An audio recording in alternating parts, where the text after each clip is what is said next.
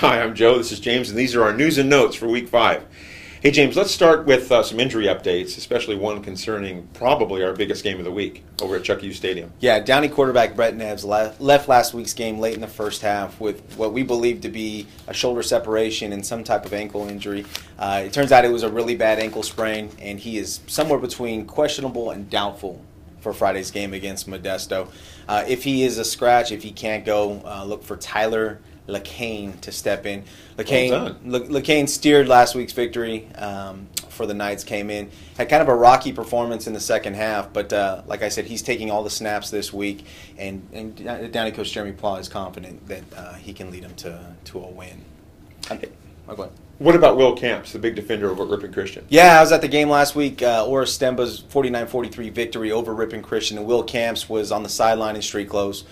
He had to sit out with concussion symptoms, and it looks like they're still waiting word to see if he can be cleared to play against LeGrand on Friday. They should know on Thursday whether the sack master can go. It's a big loss for them. It is. One update I have regarding Pacheco quarterback Carl Schofield. He was carted off in last week's loss to Central Valley. He's got a knee sprain and will be out a couple of weeks. So that's at least his season's not over. Yeah, that's good.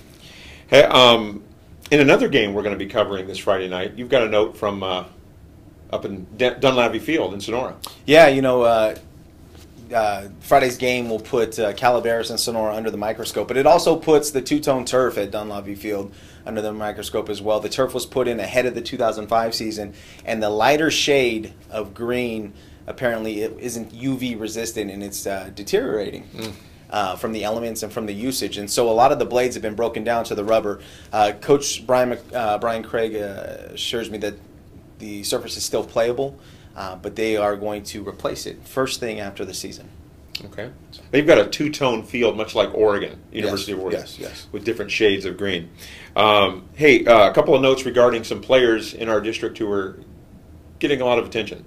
Yeah, running back Austin Martins out in Oris Stemba is getting looks from Colorado School of Mines, which is one of the top D2 programs in the nation. I think School of Mines is ranked 11th, and they're unbeaten. So that's a huge credit to him and the work that he's put in over the last 2 years. Now, Austin Martins is the reigning Southern League MVP, and he's off to another great start. But the player to really watch, the player that probably had the biggest impact last week was Tyran Daniels, the safety at Downey. Yeah. He really isn't just a safety. He's sort of a do-it-all type senior. Can run the ball, is dynamic in special teams, and is just a great center fielder for the Knights. Last week he had 6 tackles, 1 interception, a blocked punt, and scored 2 touchdowns. But I think the highlight was when he caught Jay Green. Yeah. Jay Green looked like he was gone for a 99-yard touchdown. And Jay Green, the Buyer High running back. the record-setting Buyer High running back, Right. a favorite of ours here at on the show. But he ran by Daniels around the 8, and Daniels stopped his momentum, spun around, wheeled around, and caught him at the near the 23 of the Downey 23-yard line, and pulled him down from behind and saved a sure touchdown. Just an amazing play. We've got footage of that and so much more from his game. If you guys want to visit modbee.com later in the week. But yeah, that performance earned him Cal High Sports Northern California Defensive Player of the Week, and surely it's an honor well deserved. Absolutely.